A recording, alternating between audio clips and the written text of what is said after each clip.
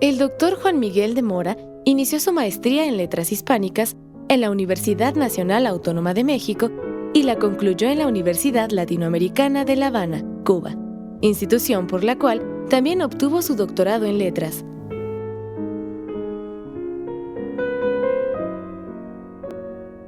A partir de 1950, realizó estudios postdoctorales de especialización en lengua y literatura sánscrita en la Universidad de París. Realizó cursos de especialización en Historia de China en la Universidad de Pekín y de Literatura Vietnamita en la Universidad de Saigón.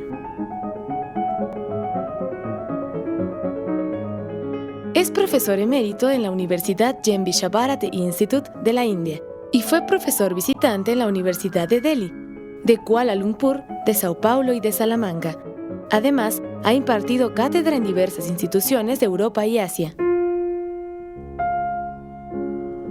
Actualmente es investigador de tiempo completo en el Instituto de Investigaciones Filológicas, profesor de la Facultad de Filosofía y Letras y miembro del Seminario de Hermenéutica en la Universidad Nacional Autónoma de México.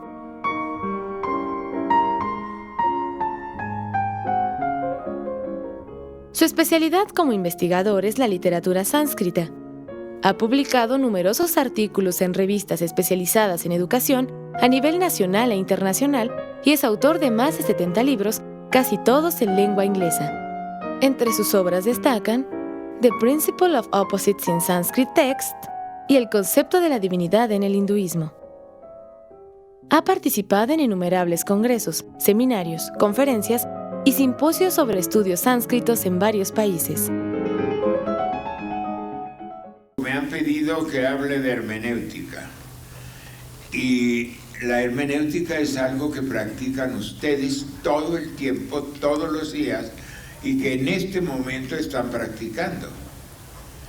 Es una palabra muy bonita, pero mire, una de las debilidades de los filósofos, y yo soy también doctor en filosofía, pero la miro así con una sonrisa, ¿verdad? Porque una de las características de los filósofos es complicar la vida de todo el mundo. Afortunadamente no todo el mundo estudia ni lee filosofía y entonces no hacen mucho daño. Pero si se les deja sueltos son terribles. Entonces a una cosa tan sencilla como interpretar le llaman hermenéutica, fíjese nada más. ¿Por qué? Eso es parte de la filosofía. Hermenéutica. Entonces, hermenéutica es verdad lo que les dije antes, todos ustedes la practican. No crean que fue una exageración, ni un cuento ni chino, ni nada. La hermenéutica es interpretar. Por lo tanto, el que hace una traducción de cualquier idioma a otro está haciendo hermenéutica. Pero la hermenéutica no se refiere solamente a textos escritos. Cualquier texto puede ser hermenéutica. Entonces, dentro de la hermenéutica, es texto, una conversación, esto de aquí, una plática. Yo estoy platicando y ustedes, quieran o no, están interpretando lo que yo digo. Esto es hermenéutica. Por eso no es ninguna broma que les dije, ustedes la practican todos los días. Ahora, otro tipo de cosa, yo veo esto aquí y nada más con verlo ya estoy haciendo hermenéutica, porque me interpreto que es una grabadora. Entonces, y si veo algo lejos, un bulto caminando por ahí, entonces tengo que interpretar qué es, qué parece aquello. Es hermenéutica también, no estoy bromeando. Claro, no es filosofía hermenéutica, de eso hablaremos más tarde, pero sí es hermenéutica, absolutamente. Toda interpretación es hermenéutica. Cuando un muchacho le dice a su novia que la adora, ella está interpretando lo que él dice, algunas veces dudándolo como parte de la interpretación, pero es hermenéutica. Entonces, por favor, no vayan a creer que cuando yo dije todos ustedes todos los días practican la hermenéutica, no era una exageración ni una broma, es verdad, absolutamente. En la hermenéutica vamos a llegar a los extremos de la hermenéutica, pero sin salirnos de la hermenéutica. Bueno, en la hermenéutica ya les dije lo de los filósofos, pero no crean que se acaba en la hermenéutica. Los filósofos se inventan cada palabrita que hay que ver, y luego resulta que uno investiga y entonces pues no era tan complicado, ¿verdad? Pero la palabra sí. De eso por ahí llegaremos después en algunos de esos ejemplos. Ahora, texto puede ser un cuadro, por ejemplo, un edificio, un libro, una conversación, un hecho cualquiera. Al percibirlo, al verlo, lo interpretamos. Todo eso es hermenéutica. Es interpretación. En extremo, no solo lo que vemos, sino lo que no vemos y hasta lo que no existe. Y sabiendo que no existe, también lo interpretamos. Y les voy a poner el ejemplo.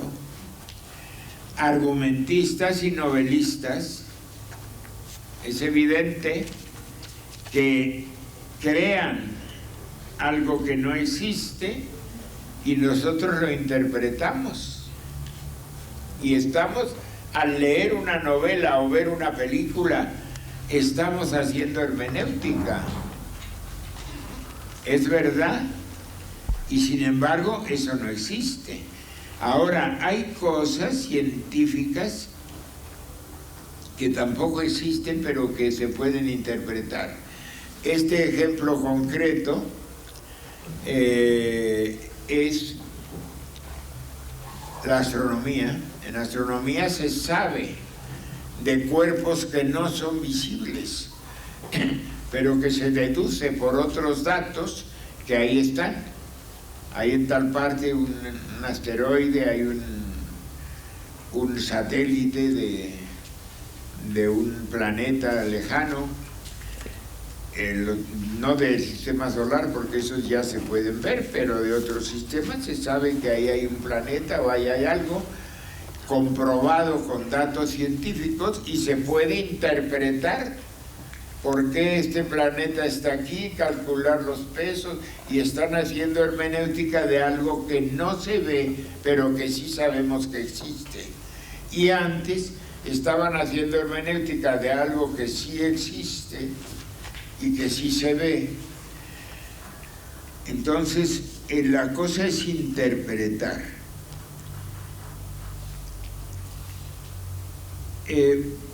Por eso, cuando yo vi aquí hermenéuticas en plural en el cartel, pues efectivamente hay muchas hermenéuticas, pero muchas, de todas clases. La hermenéutica no es una sola cosa. Claro, el estudio de la hermenéutica no ha llegado todavía a estudiar lo que no existe y sabemos que no existe. Se practica, pero no se estudia porque no se le da suficiente importancia. Ahora, la hermenéutica también tiene un tono, una característica más bien, una característica entre otras muchas, que es que puede ser progresiva. Es decir, uno se va enterando de las cosas poco a poco, no de un golpe. Entonces la interpretación es poco a poco.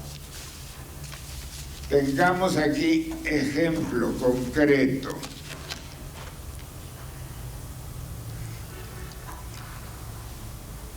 Digamos, una noticia, porque al leer una noticia en cualquier periódico estamos haciendo hermenéutica.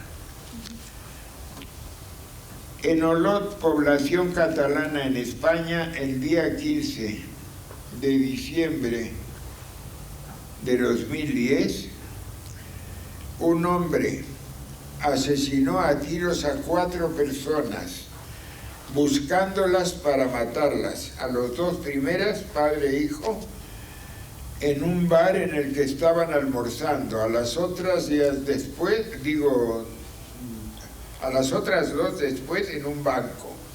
Llegó y las mató en el banco. Una noticia, como cualquier cosa, es interpretada automáticamente, porque la hermenéutica cotidiana es automática.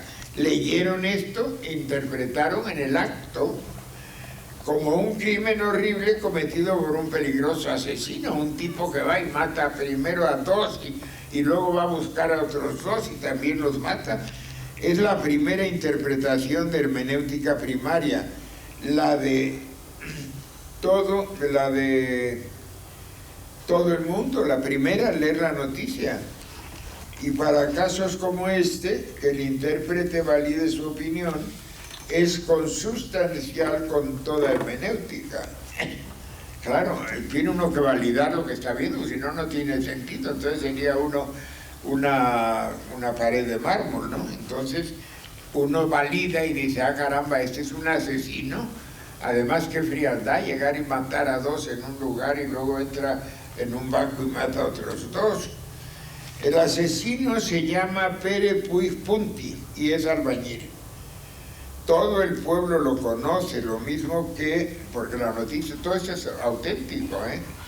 Lo he puesto con un ejemplo real, no con un ejemplo imaginario, no es un cuento. Esto es sacado de una noticia de España y yo luego publiqué el artículo en el Financiero el 30 de diciembre.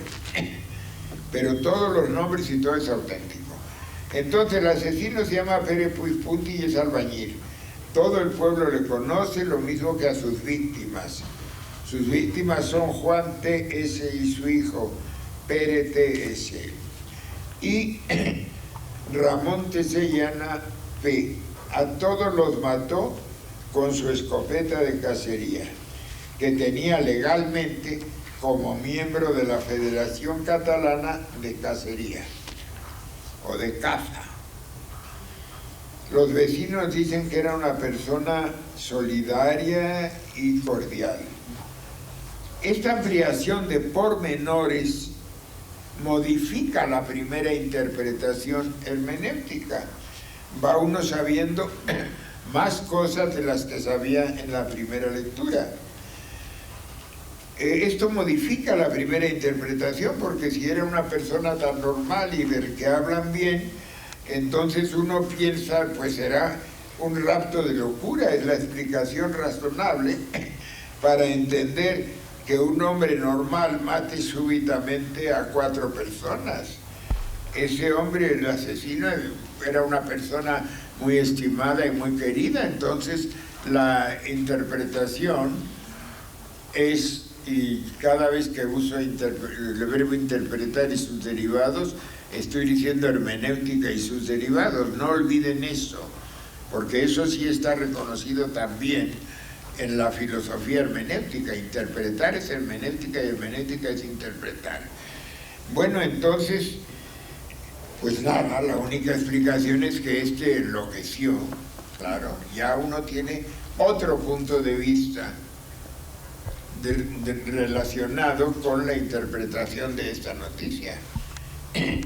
Pero aún hay más información. Los 2 primeros asesinados eran dueños de una empresa constructora para la que Pere Puig trabajaba hacía 20 años. Su patrón de 65 años y su hijo de 35 eran los patrones de Pere Puig y le debían los salarios desde el mes de mayo. Así que le debían mayo, abril, mayo, junio, julio, agosto, septiembre, octubre, noviembre, etcétera, hasta diciembre, que fue cuando los mató. En la sección financiera, los diarios afirman que un año más los ahorradores se enfrentan al dilema de elegir las mejores opciones de inversión. Los expertos coinciden en que la renta sería variable. En la de sucesos dicen, otra noticia al día siguiente, el albañil hacía varios meses que no cobraba y sus jefes y víctimas, Joan y Pere, que eran padre e hijo, tenían previsto despedirle en Navidad. Todo apunta que el agresor decidió su trágico propósito cuando los dos responsables de la promotora le dieron un cheque sin fondos que intentó cobrar en la sucursal del banco donde cometió sus crímenes, los segundos crímenes. El lector de Barcelona se pregunta por qué los multimillonarios y sus empresarios son los amos de todo el mundo y de sus gobiernos y deciden sobre las vidas que les son indiferentes de millones de personas, como hemos visto en los papeles de Wakefield. ¿Qué hay de los derechos humanos? ¿Qué del derecho a comer? A Pere Puig le habían entregado un cheque sin fondos y pensaban cesarlo en Navidad. Y un amigo suyo dice que el promotor y su director de la empresa habían involucrado a Puig en la firma de unos papeles que no entendía. Se vio endeudado y a punto de ser embargado de todo lo que tenía. Sugirió este amigo de Puig, las comillas son del diario, estamos leyendo, el Diario Español, ante un texto ya ampliado se requiere modificar la hermenéutica de la noticia. Lo que inconscientemente quiso Pere Puig, albañil de Olot, fue hacer la revolución con mayúscula, para que no haya más gente a la que tras 20 años de trabajo despidan en Navidad debiéndole 8 meses de sueldo y mientras piensa qué le dará el 24 de diciembre a su padre de 80 años, se burlan de ella, de él, con un cheque sin fondos.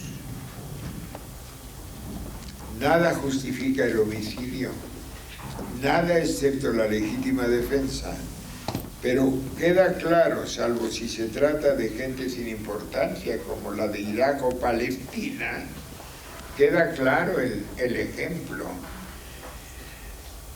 Un tal Mao Zedong dijo hace mucho tiempo que una revolución no es pintar un cuadro ni escribir una obra. Una revolución es una insurrección, es un acto de violencia. La hermenéutica es entender, es interpretar. Esto, además, no se las he citado a ustedes, pero este que es un artículo mío, tiene 3 citas, una de Bechot, otra de Gadamer, varias, porque desde el punto de vista estricto es un artículo académico. Tiene las citas de los libros que corresponden. Así es que aunque yo haya tomado una noticia cotidiana, es un hecho completamente analizado conforme a la hermenéutica. Una hermenéutica progresiva. Este es un ejemplo de hermenéutica progresiva.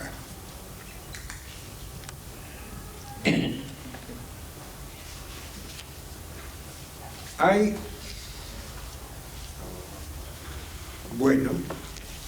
otro. Estos artículos son míos, así es que yo estoy leyéndome a mí mismo. No crean que vengo a leer otros.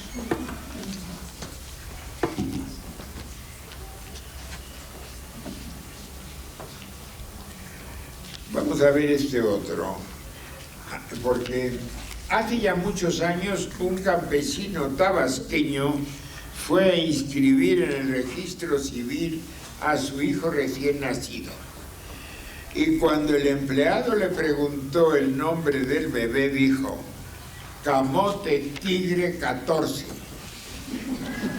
El empleado estupefacto arguyendo que eso no era un nombre y no podía registrarlo, le preguntó qué demonios es eso de Camote Tigre 14. Y él dijo, pues es un nombre como otro cualquiera, ¿no hay uno que se llama Papa León 13?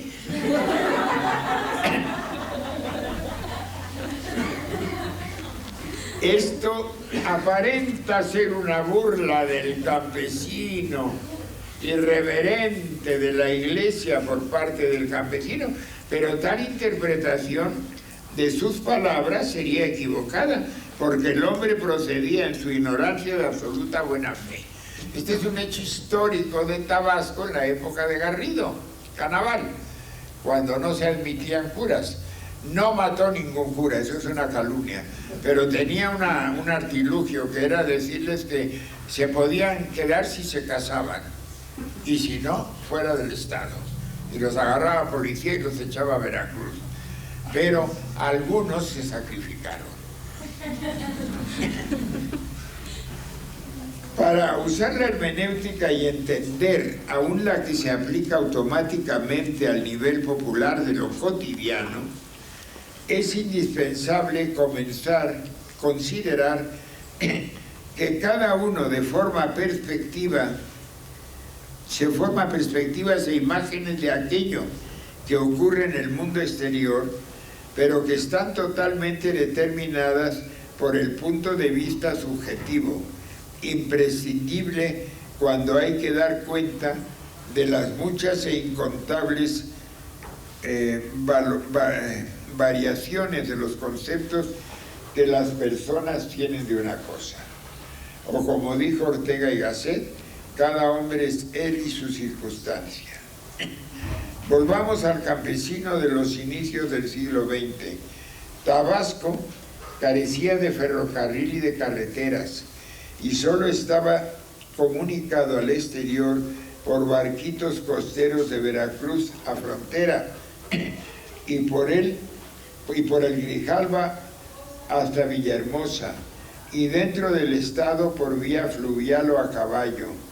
En ese tiempo y por muchos años gobernó el estado Tomás Garrido Canaval, cuya característica más notoria era una aversión obsesiva y patológica hacia el clero católico en todas sus manifestaciones. Frailes, monjas, curas y obispos, de quienes decretó que si no contraían matrimonio fueran expulsados del estado. Además de derruir iglesias, prohibió que a los recién nacidos se les registrase con nombres de santos, lo cual dio lugar a que toda una generación de tabasqueños no bautizados o bautizados a escondidas tuviese nombres griegos. Esto yo lo he vivido, todo esto. Entonces, en el registro civil, Pericles, Sócrates, Aristóteles, Platón eran tan normales como Juan o Pedro. Yo conocí todavía aquello de que iba uno por la calle, iban campesinos de Tabasco con sombrerudos de blanco, porque además allá hace mucho calor, así es que el blanco se vuelve una necesidad. De blanco con el machete, y pues mexicanos 100%, además indios chontales. Todavía en aquel tiempo había mucho calor en Chontal. Y entonces uno decía, ¡eh! Gritaba, ¡Sócrates! Y el otro se volteaba, ¡hola, Solón, ¿cómo estás? No vamos a la cantina de Aristóteles a tomar una copa con Eurípides. Entonces uno vivía en un sueño. Es verdad eso, lo más chistoso es que es cierto y no es un chiste. Bueno,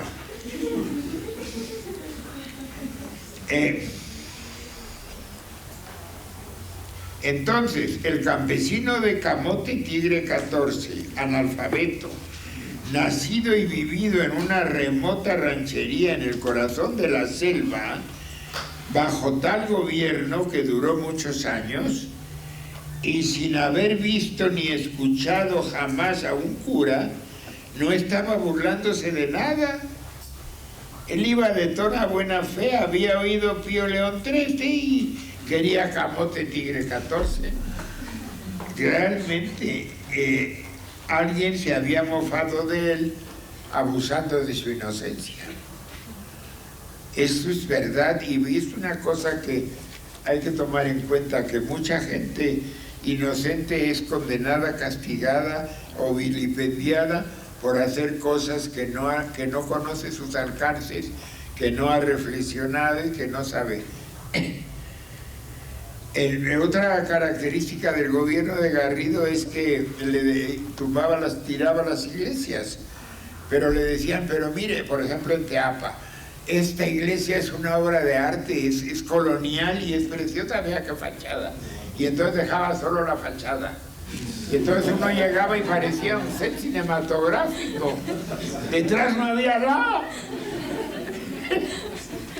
El caso concreto es Teapa, había varios, pero así es que era realmente un mundo de ficción surrealista. Ahí sí era surrealista. Bueno, afortunadamente no asesinó curas, aunque un autor inglés, Graham Greene, muy católico, le contaron esto y entonces escribió una novela muy buena literariamente, que se llama El poder y la gloria, donde cuenta la historia de un cura en Tabasco en ese tiempo, pero en ese tiempo, en la novela sí mataban curas.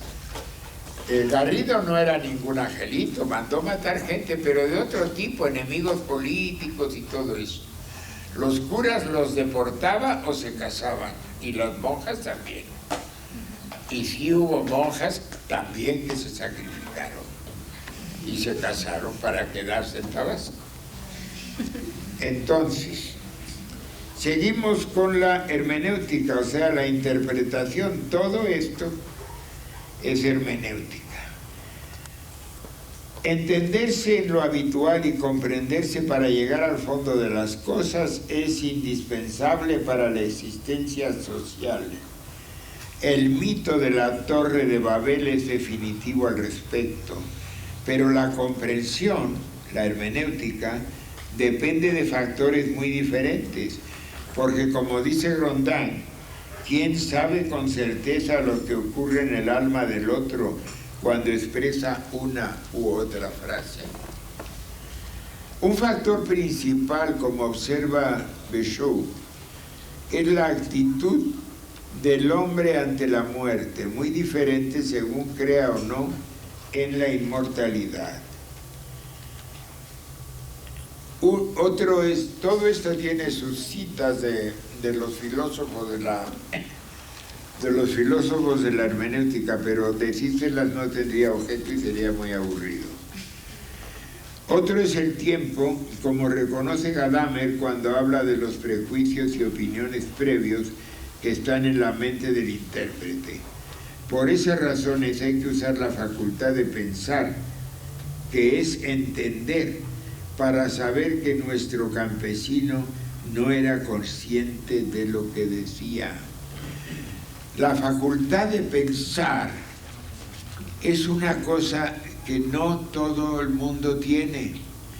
Cuando uno lo dice así parece una ofensa, parece una tontería, pero no es verdad. La facultad de pensar no todo el mundo. Hay mucha gente que nada más recibe y refleja. Y esa facultad de pensar está acabándose gracias a todas esas maravillas de los Twitter y ¿qué otros nombres?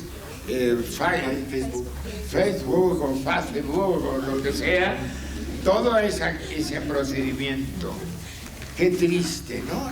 Casi siempre que le pregunto a alguno de mis alumnos de la UNAM, que ya son grandes, y me contestan, bueno, es que una de las ventajas, maestro, es que así se hacen muchos amigos. Pobre humanidad que requiere poner anuncios para hacer amigos, porque es poner un anuncio, reconózcanlo, francamente. Y luego, ¿qué ocurre con esos amigos y con esos novios? Pues imagínense cómo les va. Están jugando a la lotería con la vida y con las relaciones humanas, porque bueno, aquí no sé cuántos, porque no lo he seguido, pero en Estados Unidos ha habido muchos casos de asesinatos y violaciones a través de la gente que se conoce por internet. Es más, el FBI tiene una... No todo es malo en el FBI, o sea, en la Oficina Federal de Investigaciones. Tiene una sección especial de puros expertos para indagar en internet, porque de pronto hay un apuesto joven de 18 años y entonces una chava de 17, se mandan fotos y todo, pero las que mandan de 18 no son de él, o son de cuando de veras tenía 18 y ya tiene 45. Bueno, si no es más que un engaño así, no es grave, pero esos engaños suelen terminar en violaciones y en asesinatos. Por eso el FBI tiene una sección especial, y no solo el FBI, la Guardia Civil Española, la Policía Española, que es bastante mejor que los gobiernos españoles, tiene también un destacamento, una oficina especial de puros expertos, hackers creo que le llaman a eso, de puros hackers capaces de penetrar en cualquier cosa, dedicados a investigar, y eso ayuda a agarrar, primero, redes de pederastas, segundo, redes de trata de mujeres, de trata de personas se llama ahora, pero de mujeres. Y estas dos cosas han descubierto muchas. La Guardia Civil Española descubrió hace poco, creo que este año a principios o algo así, una red enorme de pederastas en todas partes de España, pero también en Cuba, en Estados Unidos, era una red mundial. Y la descubrió la Guardia Civil de España y fue identificando a los de todos lados, y de pronto dio un aviso, y el mismo día en un montón de lugares detuvieron a un montón de pederastas que pues violaban niños y niñas. Que a propósito de eso, el desconocido destacamento de los tontos, que son muchos por desgracia, muchos, pero sobre todo pululan en medios afines a dos distinguidos caballeros que merecen todo mi respeto, don Norberto Rivera Cabrera y don Juan Sandoval Íñiguez. El mundo que pulula alrededor de estos dos es un mundo muy raro de ideas, y una de las creencias que tiene la gente afín a los cardenales es que la homosexualidad es pederasta, y esto, como ustedes saben, porque ustedes no creo que sean tan afines como para creer las tonterías que dice Sandoval Íñiguez o cualquier otro cardenal, no es, en absoluto es totalmente falso. Y conste que yo nunca he sido homosexual ni en mis ratos libres. Pero un homosexual varón se interesa en varones, pero no en niños, nunca. Si es normal, aunque le parezca rara la palabra normal, tratándose de un homosexual, pero vamos a entendernos.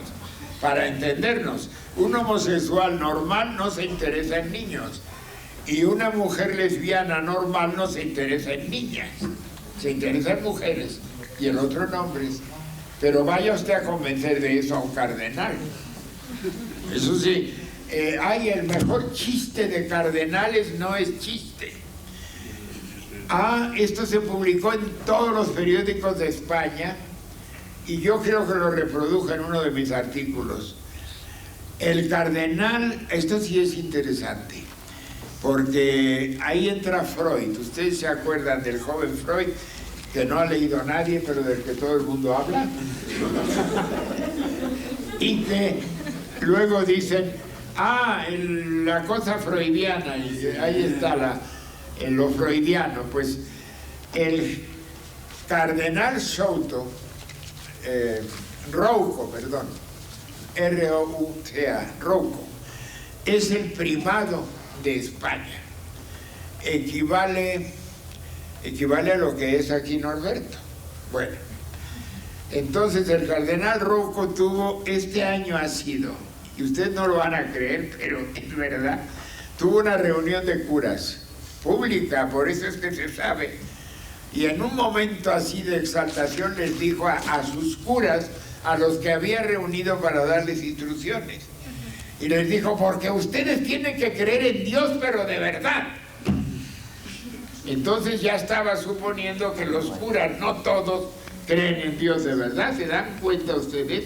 Vayan ejerciendo la hermenéutica para que comprendan la enorme trascendencia de que un cardenal le diga a los sacerdotes que crean en Dios de verdad.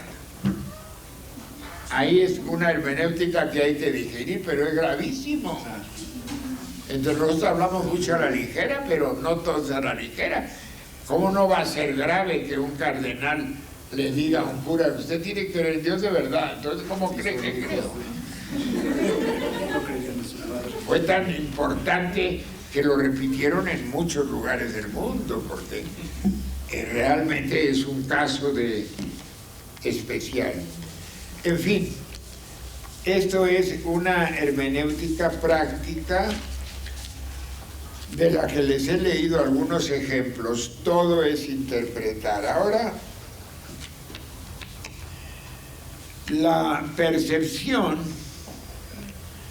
para que la hermenéutica sea correcta, la percepción, es decir, lo que hay que ver o estudiar o leer o tratar, tiene que ser plena, total, porque si no es plena y total, la interpretación no es correcta. Si yo veo un objeto como este, que puede ser muchas cosas, puedo creer que que es otra cosa del mismo tipo, entonces no puedo interpretarlo. Ahora, hoy día, con un teléfono de estos celulares, pues una interpretación puede ser incorrecta, porque uno puede interpretar que nada más es teléfono y resulta que también tiene cámara fotográfica y tiene video y tiene un montón de cosas. O lo contrario, uno de los primeros teléfonos que nada más es teléfono, y interpretar que ya tiene como los últimos todo eso. Es decir, nosotros tenemos que tener una interpretación total, es decir, la percepción tiene que ser completa, absoluta. Es decir, hay que pasar de la ontología a de una visión ontológica a una visión óntica. Esa es otra de las manías de los filósofos por complicarse la vida. Es decir, pasar de lo imaginario, de lo metafísico, a lo que existe, a lo verdadero, que es lo óntico. ¿No es más fácil decirlo de otro modo?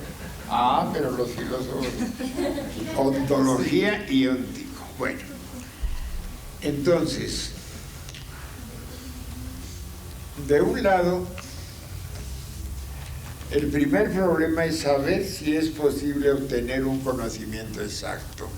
Aquí nos vamos subiendo un poquito. Ya pasaron los ejemplos populares, para que ustedes entiendan que la hermenéutica es todo lo que sea entender y comprender. Pero el primer problema para lo que yo acabo de decir, que es un conocimiento exacto, es saber si es posible obtener un conocimiento exacto.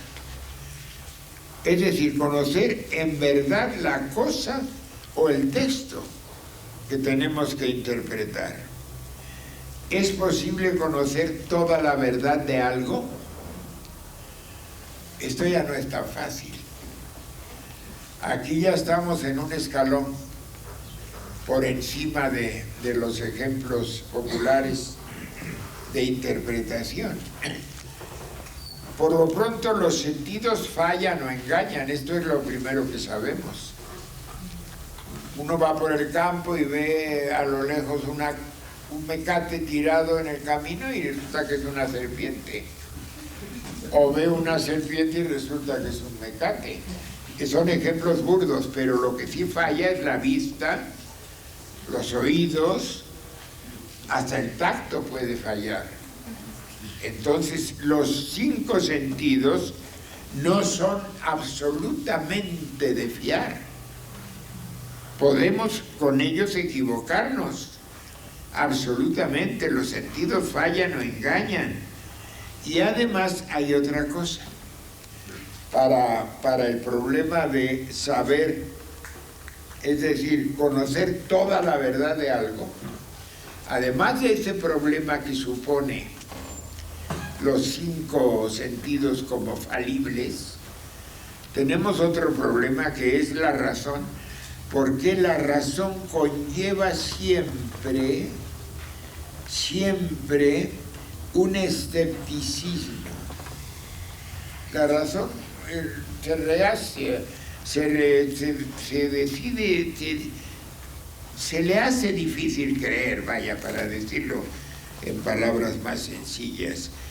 Entonces el escepticismo no se puede negar, pero cuando es absoluto, entonces la razón está gravemente enferma. Y no crean que el escepticismo absoluto es un cuento. En México padecemos un escepticismo casi absoluto, pero es un escepticismo que tiene su origen en la desconfianza. Claro, yo sí creo que el escepticismo en general tiene, pero en el caso de México más, porque nos han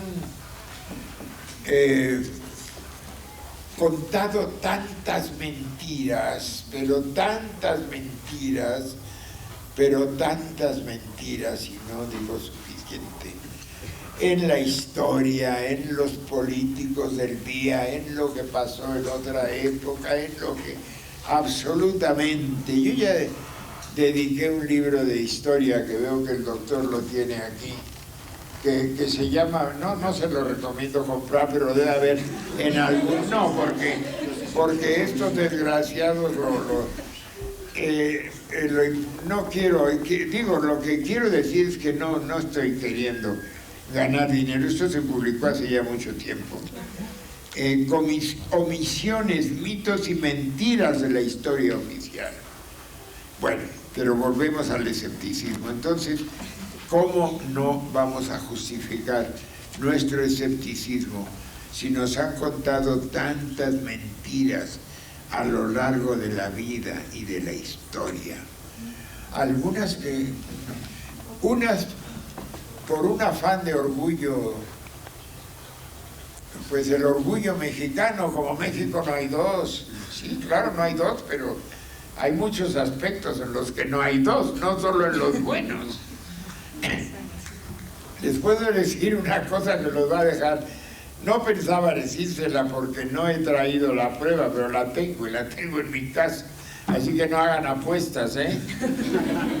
Miren, todos nos han enseñado que la revolución empezó con la toma de Ciudad Juárez, pero nos han enseñado que Ciudad Juárez la tomó Pancho Villa.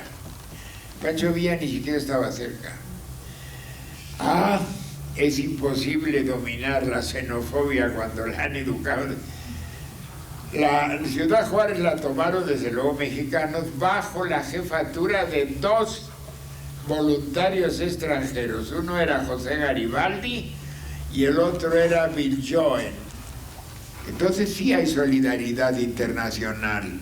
Y estos dos que vinieron en 1910 u 11, creo que fue el 11, la toma de lo que sí tomó Villa y sí fue mérito fue Zacatecas, y fue la toma, la lucha definitiva de la revolución, y además la tomó contra la voluntad de Carranza, que no quería porque eso le iba a dar más fuerza a Villa, y Carranza quería que, no, sí quería que se tomara Zacatecas, lo que no quería es que la tomara Villa, para que no se pudiera decir. Bueno, ¿cómo interpretar las cosas si no tenemos un conocimiento correcto de lo que debemos interpretar?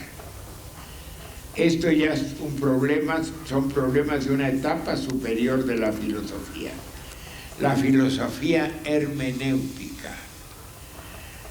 Es decir, una etapa superior de la hermenéutica, la filosofía hermenéutica. La filosofía del conocimiento. Hasta hace poco tiempo existían diversas filosofías definidas. La del cambio, filosofía del cambio, filosofía de la mente, filosofía de la religión, filosofía, etcétera, de todas había, de muchas. Y la filosofía a secas incluía, dentro de la filosofía, incluía ontología, epistemología, lógica, estética y otras muchas cosas. Pero Heidegger se introdujo en la hermenéutica profundamente y dijo: la hermenéutica no es el tomar conocimiento de lo comprendido, sino el desarrollo de las posibilidades proyectadas en el comprender. Ya cambiamos de nivel. ¡Pum! Ahora sí es filosofía. No se asusten, no soy tan malvado. Pero tengo que darles un ejemplito así de pasadita, unos ejemplitos. Una cosa es la hermenéutica y otra la filosofía de la hermenéutica. Esto lo dijo Heidegger, a quien se le acusa naturalmente. Heidegger es uno de tantos que cayó en la abyección. Se afilió al partido nazi para que lo hicieran rector de una universidad. Entonces, estábamos viendo cómo lograr el conocimiento correcto de lo que debemos interpretar. Y hemos dicho que eso ya no es fácil, porque, como dijo Heidegger, el que se afilió al partido nazi para ser rector, la hermenéutica no es el tomar conocimiento de lo comprendido, sino el desarrollo de las posibilidades proyectadas en el comprender. Comentario que, entre otras cosas, demuestra lo equivocado que estaba Wittgenstein cuando afirma que la finalidad de la filosofía es hacer desaparecer los problemas filosóficos, porque un discípulo de Heidegger, H.G. Gadamer, agarró el tema, Gadamer, y de hecho creó, aunque hay precursores, la filosofía hermenéutica, lo que no solo no hace desaparecer los problemas filosóficos, sino que los aumenta y los agranda. Gadamer es hoy el creador de facto de la filosofía hermenéutica. Claro, hay muchas otras cosas, y hay precursores, y hay ahora ya varios. Y la filosofía hermenéutica, ya después vendrá la filosofía hermenéutica hasta ahora presenta aspectos tres. Puede ser unívoca.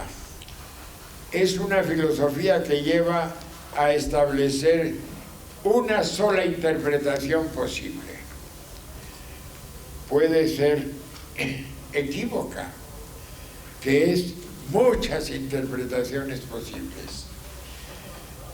Pero las dos son extremos. Definitivamente son extremos. No se puede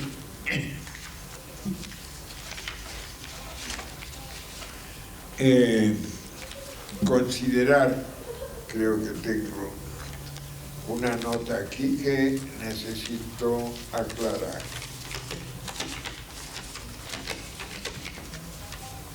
Sí, es univocista y equivocista. Entonces, cada ser humano interpreta lo que ve, lo que oye, lo que lee y lo que siente, a su manera individual y peculiar cada uno, ya sea bajo influencia de enseñanzas recibidas de ideas ajenas, de las surgidas de su experiencia o creadas en su propio cerebro. Y también interpreta lo que no ve, la ausencia de hechos o situaciones que no ha visto, aunque otros hablan de ellas y las dan por reales. El hombre, cada hombre, como dijo Protágoras, es la medida de todas las cosas. Muchas gracias.